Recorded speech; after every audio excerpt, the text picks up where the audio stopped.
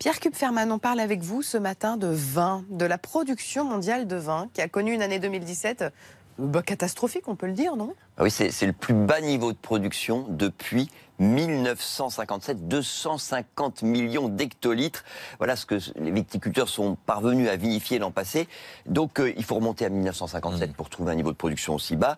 Et à l'époque, il y avait quand même, il faut le rappeler, beaucoup moins de pays producteurs. 2017, en fait, a été une année atroce. Pourquoi? Parce qu'il a gelé au pire moment. Et bah oui, donc la vigne a été en partie détruite et les vendanges ont été très chiches, avec deux pays qui ont été beaucoup plus touchés que les autres, l'Espagne et la France.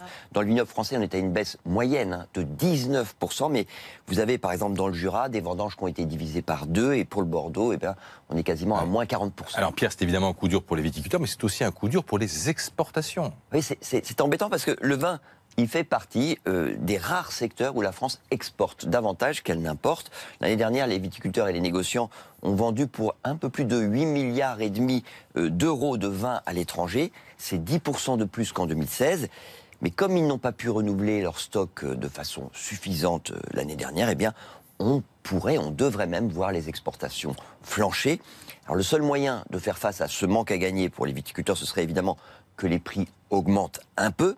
Et comme la production mondiale a à peu près partout baissé, sauf en Argentine, on peut imaginer que les Français parviennent à vendre leur vin un peu plus cher. C'est d'ailleurs le souhait des vignerons du Bordelais qui aimeraient en finir avec le Bordeaux à 3 euros. Pardon, ça existe encore le Bordeaux à Piquette 3 euros? à 3 euros. Non, mais surtout le Bordeaux à 3 euros. 15% des bouteilles de Bordeaux qui sont achetées en grande surface coûtent autour de 3 euros. Et les clients de Carrefour ont même eu droit l'année dernière à une promo incroyable avec du Bordeaux à moins de 1 euro la bouteille.